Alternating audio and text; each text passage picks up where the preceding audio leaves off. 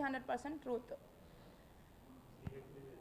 అది ఆధారాలు కూడా ఇంకా కూడా దానికి సంబంధించిన ప్రతి ఒక్క ఆధారం నేను ఎఫ్ఐఆర్లో ఉంచిన ప్రతి ఒక్క అక్షరానికి నాకు దానికి సరైన ఆధారాలు ఇంకా కూడా ఉన్నాయి. అవి కూడా మీకు అర్థమయ్యేటట్టు నా మీద ఫ్యూచర్లో తప్పుడు ప్రచారాలు ఇదంతా ఏదో రాజకీయం కోసం చేస్తుంది అని చెప్పి డైవర్ట్ కాకుండా నా దగ్గర ఇంకా కూడా ఎవిడెన్స్ ఉన్నాయి. వాటిని అన్నిటిని కూడా మీకు తొందరలోనే సమయాన్ని బట్టి మీకు ఖచ్చితంగా వాటిని మేము తీసుకొద్దామని అనుకుంటున్నాము. అండ్ ఇది ఫస్ట్ అయితే. సెకండ్ వాళ్ళదైతే ఇంకొకటి వచ్చి అసలు ఉన్న ప్రాబ్లమ్స్ని పక్కన పెట్టేసి ఆమె శకుంతల గారు డబ్బులు తీసుకొని రండి, అతనపు మీరు ఏం వాల్యూ ఇచ్చారు, మీరు ఏం పెట్టారు, అసలు ఫస్ట్ వాడు బాగానే ఉంటాడు, మీరు ఫస్ట్ అసలు ఏం వాల్యూ ఇచ్చారు అది తీసుకొని రండి అని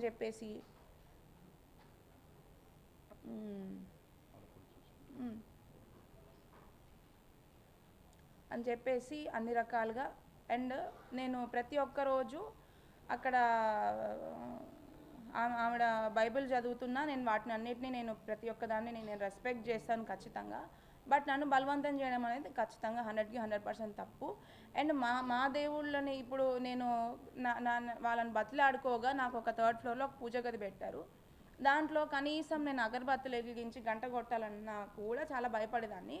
ఎందుకంటే ఆమె ఆ టైంలో చేసిన నాకు ఆ వ్యాఖ్యల వల్ల ఫస్ట్ నాకు పూజ చేయాలన్నా కూడా దాంట్లో భయమేది. ఎందుకంటే ఆమె ఎట్లాంటి వ్యాఖ్యలు చేసిందంటే, అసలు మీ దేవుళ్ళు కూడా దేవుళ్ళేనా, అసలు ఇద్దరు అంటే నాకు శివుడు అంటే చాలా ఇష్టం అనమాట. ఎప్పటి నుంచో చిన్నప్పటి నుంచి నేను అక్కడ కూడా వెళ్ళిన తర్వాత ఆ దేవుడినే పూజించుకున్నాను. ఆ దేవుళ్ళ గురించి కూడా అసలు ఇద్దరు వైఫ్లు ఉంటారు, ఇద్దరు పిల్లలు ఉంటారు, వాళ్ళకు కూడా అన్ని మనుషుల్లాగానే అన్నీ ఉన్నాయి. అసలు వాళ్ళ దేవుళ్ళు ఎట్లయితారమ్మా? ఇప్పుడు నువ్వు పూజ చేసావు, ప్రసాదం పెడితే దేవుడు తినేస్తాడా అని చెప్పి ఇట్లాంటి మాటలు మాట్లాడడం కూడా చాలా తప్పు. ఫస్ట్ థింగ్ ఆమె ఇంకా నువ్వు హిందువు, మీ దేవుళ్ళు నమ్ముకున్నావు కాబట్టి నీకు ఇట్లా అయిందేమో, మా దాంట్లోకి వచ్చేసేయి అని చెప్పి ఇట్లాంటి మాటలు మాట్లాడేదన్నమాట. నేను ఎప్పుడు కూడా వాళ్ళ దేవుళ్ళని అయితే నేను తప్పుపట్టలేదు. ఎవరి దేవుడు వాళ్ళకి, ఎవరి దేవుళ్ళు వాళ్ళకే గొప్ప. నేను మీ దేవుడిని రెస్పెక్ట్ చేస్తాను, మీరు మా దేవుడిని కూడా అంతే రెస్పెక్ట్ చేయాలని చెప్పి నేను అనుకునేదాన్ని. అయితే పెళ్ళైన తర్వాత కూడా వీటన్నిటినీ కూడా నేను ఎదుర్కోవడానికి కారణము, అన్నిటినీ కూడా తట్టుకోవడానికి కారణం ఏంటంటే, ఒక ఆడపిల్లగా ఇట్లా బయటికి రావాలి, ప్రతి ఒక్కళ్ళ దగ్గరలో ఫోకస్ అవ్వాలి అని చెప్పి ఏ ఆడపిల్ల అనుకోవద్దు. మీకు కూడా ఖచ్చితంగా ఇక్కడికి వచ్చిన వాళ్ళందరికీ కూడా ఆడపిల్లలు ఉంటారు.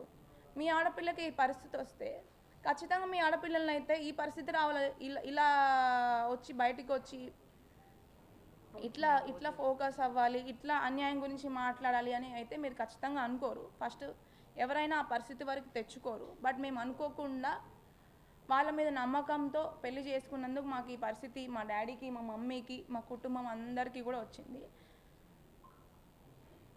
అయితే దీనికి ఖచ్చితంగా ఈ అన్నిటికీ కూడా మీ అందరు కూడా ఫ్యూచర్లో కూడా ప్రతి ఒక్కల సపోర్ట్ నాకు ఉంటుందని నేను మనస్ఫూర్తిగా కోరుకుంటున్నాను.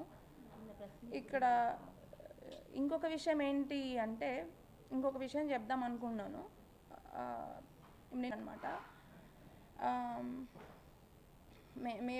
అమ్మ మేఘనమ్మ, మీ అత్తగారు నిన్ను ఒక తల్లిలాగా చూసుకున్నారు, నేను ఒక కూతురులాగా భావించాను అని చెప్పారనమాట. మరి తల్లిలాగా నాకు గోరుముద్దలు తినిపించి ఉంటే ఈరోజు నాకు ఈ స్థితి ఎందుకు వచ్చేది? ఆమె తినిపించింది నాకు గోరుముద్దల్లాగా లేవు, విషపు ముద్దలు. పెళ్ళికి ముందే అతని కొడుకు ప్రాబ్లం ఏంటో తెలిసి పెళ్ళి తర్వాత చాలా ప్లాన్డ్గా దీన్ని ప్లాన్ చేసి నన్ను అన్ని రకాలుగా ఇబ్బంది పెట్టి దీన్ని క్లోజ్ చేద్దామనే ఉద్దేశం వాళ్ళకి ఫస్ట్ నుంచే ఉంది, పెళ్ళికి ముందే ఉంది. ఎందుకంటే ఖచ్చితంగా చిన్నప్పటి నుంచి ఫస్ట్ నుంచి వాళ్ళ పిల్లలకి వాళ్ళు ఎట్లా పెరుగుతున్నారు, వాళ్ళు ఎక్కడ ఉంటున్నారు, ఏం చేస్తున్నారు, వాళ్ళకున్న ప్రాబ్లమ్స్ ఏంటి, ప్రతి ఒక్కరికి వాళ్ళ పిల్లల గురించి వాళ్ళ తల్లిదండ్రులకు తెలియకుండా ఉండదు. అది కామన్ పాయింట్. నేను ఖచ్చితంగా మళ్ళీ ఎవరికి చెప్పాల్సిన అవసరం కూడా లేదు. ప్లస్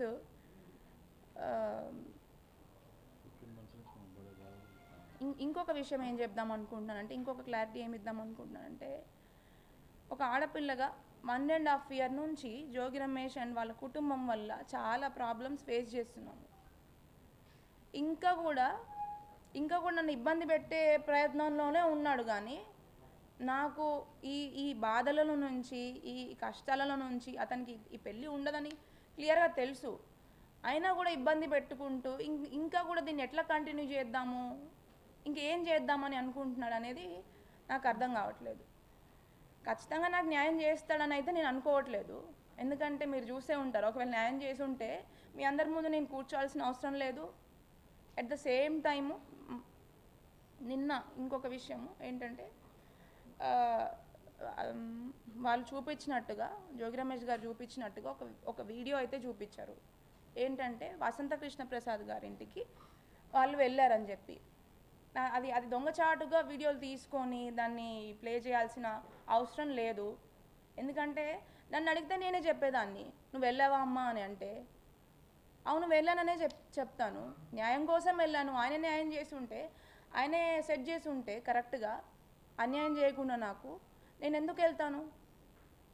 వసంత కృష్ణ ప్రసాద్ గారి దగ్గరికి వెళ్ళాను. దానికి ముందు కూడా ఇంకొకసారి వెళ్ళాను. ఎందుకంటే నాకు న్యాయం చేయాలి, నాకు న్యాయం కావాలి, నాకు అన్యాయం జరిగింది అని చెప్పి ఆ ప్లేస్లో వసంత కృష్ణ ప్రసాద్ కాకపోతే లోకల్గా ఆ ప్లేస్లో ఎవరు ఉంటారో వాళ్ళ దగ్గరికి వెళ్తాను. వాళ్ళ తమ్ముడు ఉన్నా వెళ్తాను, వాళ్ళ అన్నయ్య ఉన్నా వెళ్తాను, ఎవరున్నా వెళ్తాను. అదేవిధంగా ఆయన ఇంకా నాకు ఎంతో రెస్పెక్ట్ ఇచ్చి, అమ్మ ఇక్కడ ఆడపిల్లవి కాబట్టి నువ్వు ఇక్కడ ఎంతోమంది ఉంటారు, మనం ఇంటి దగ్గర కూర్చొని మనం మాట్లాడుకుందాము, దీన్ని నువ్వు వీలైనంత తొందరలో బయటపడాలమ్మా, నువ్వు ఇంకా ఈ కోర్టులు కేసులు అనుకుంటూ నీకు న్యాయం కావాలి అని చెప్పి ఇట్లా నువ్వు ఫైట్ చేయాలి అనుకుంటే ఖచ్చితంగా ఇది చాలా టైం టేకింగ్ ప్రాసెస్. నువ్వు తొందరగా సెట్ చేసుకొని నువ్వు ఇంకొక లైఫ్ని స్టార్ట్ చేసుకోవాలి అని చెప్పి మమ్మల్ని సర్ది చెప్పడానికే చూశారు. And at the same time అతని సొంత బాబాయ్ అయిన, జోగి రమేష్ గారి సొంత బాబాయ్ అయిన వెంకటేశ్వర్లు గారిని కూడా ఆ రోజు మమ్మల్ని ఇంటికి రమ్మని చెప్పిన రోజు ఆయనను కూడా పిలిపించారు, మాట్లాడారు.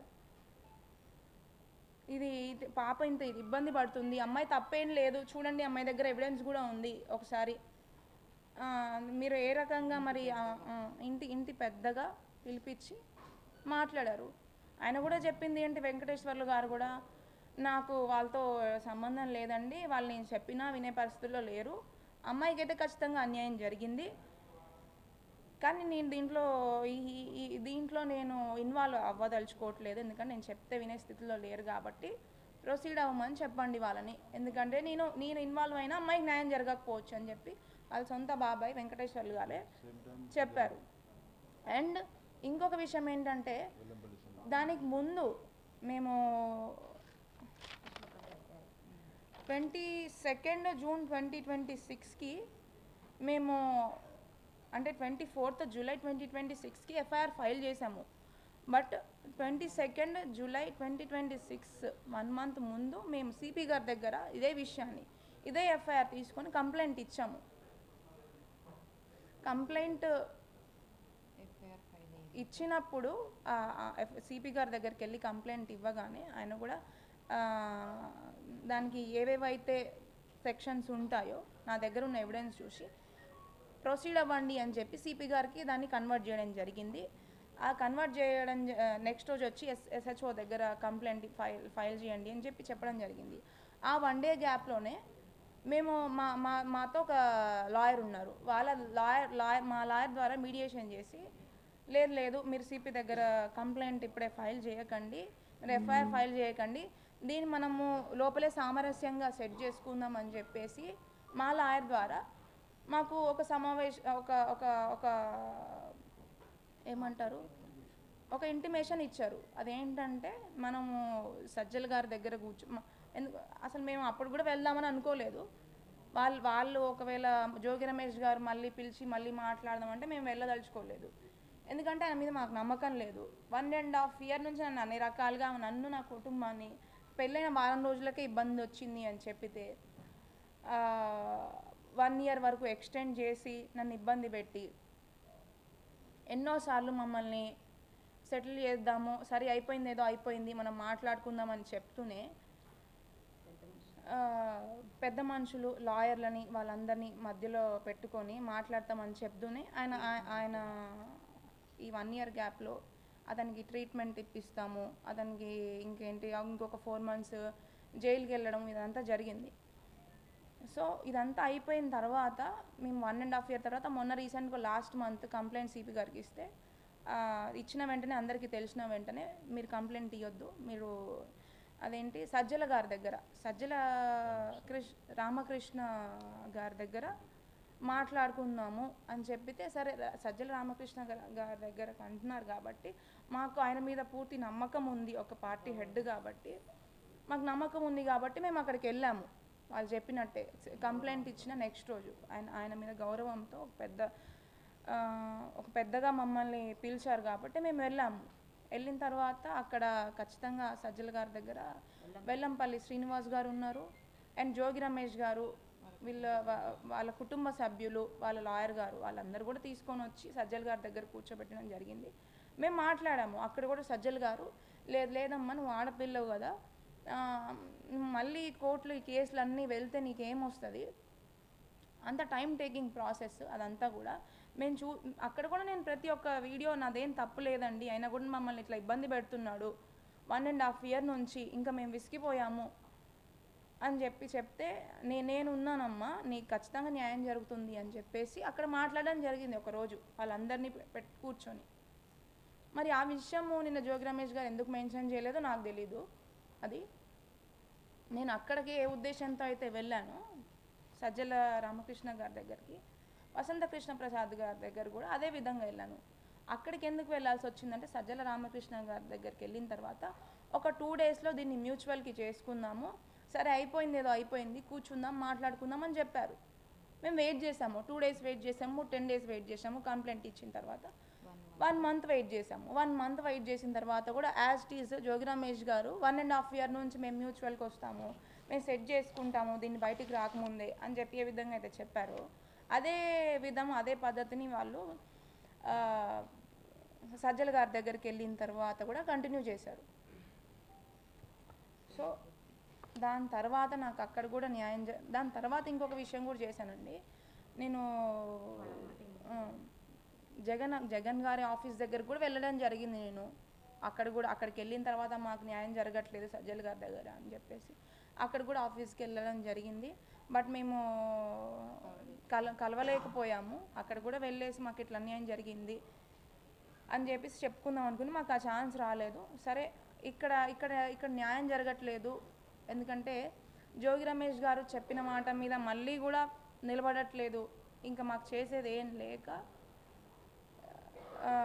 మేము మళ్ళీ కూడా 24th July 2026న ఇబ్రహీంపట్నం పోలీస్ స్టేషన్లో ఎఫ్ఐఆర్ ఫైల్ చేయడం జరిగింది. ఎందుకంటే ఇంకొక విషయం, ఈ ఎఫ్ఐఆర్ ఫైల్ చేసే ముందు నేను ఒక ఇంపార్టెంట్ విషయం చెప్దాం అనుకుంటున్నాను మీ అందరికీ. పెళ్ళయింది నాకు 28th May 2025. అయితే పెళ్ళైన 2 monthsకే నా మీద నల్ అండ్ వాయిడ్ కేసు రాజీవ్ వేయడం జరిగింది. దానికి అసలు అంటే వాళ్ళు నిన్న చెప్తున్నారు కదా, వాళ్ళిద్దరి మధ్యలో మనస్పర్ధలు వచ్చాయి, వాళ్ళు ఏవో అయినాయి అని చెప్పి. వాళ్ళు మనస్పర్ధలు వస్తే అసలు ఆ ప్రాబ్లమ్స్ ఏంటి, అసలు నేను చేసిన తప్పేంటి? వాళ్ళు పెళ్ళైన 2 monthsకే అసలు నా మీద డైవర్స్ ఫైల్ చేయాల్సిన అవసరం ఏముంది? మరి డైవర్స్ ఫైల్ చేస్తుంటే అది ఖచ్చితంగా వాళ్ళ తండ్రికి తెలియకుండా అయితే చేయరు కదా. వాళ్ళ తండ్రి హెల్ప్తోనే, ఖచ్చితంగా వాళ్ళ కుటుంబ సభ్యుల హెల్ప్తోనే 2 monthsకి డైవర్స్ ఫైల్ చేయాల్సిన అవసరం ఏముంది నా మీద? నేను ఇంట్లో ఉండంగానే. అండ్ ఆ విషయం నాకు ఇప్పుడు అంటే మరి మీకు పెళ్ళైన మరి మీకు ఆగస్ట్ ఇది ఏంటి పెళ్ళైన 2 మంత్స్కే మీకు తెలిస్తే మరి ఇప్పుడు దాకా మీరు ఉండడానికి కారణం ఏంటి అని మీకు క్వశ్చన్ రావచ్చు. నాకు ఈ ఆగస్ట్లో null and void divorce file చేశారనే విషయము నాకు రీసెంట్గా తెలిసింది. అది ఎప్పుడంటే 1 year అంటే వాళ్ళకి ఏంటంటే టూ మంత్స్లో డైవర్స్ ఫైల్ చేసింది వాళ్ళ నా మీద. అది కోర్ట్ అనేది డిస్మిస్ చేసింది. ఎందుకంటే దాంట్లో వాళ్ళు రాసిన అలిగేషన్స్ అనేది తప్పు కాబట్టి, నేను సరిపడ ఆధారాలు దానికి సూటబుల్ థింగ్స్ దాంట్లో లేవు కాబట్టి కోర్టే దాన్ని డిస్మిస్ చేసేసింది. కాబట్టి వాళ్ళు అంటే ఇది 1 year తర్వాతనే ఖచ్చితంగా వేయాలి అని చెప్పేసి వాళ్ళకి క్లియర్గా అర్థమైపోయింది. నల్ అండ్ వాయిడ్ అని అంటే అది 1 year లోపు వేసుకునే అదనమాట. దానికి తగ్గ ఆధారాలు లేవు కాబట్టి దాన్ని డిస్మిస్ చేసి 1 year తర్వాత వాళ్ళు కేసు ఫైల్ చేయడం జరిగింది.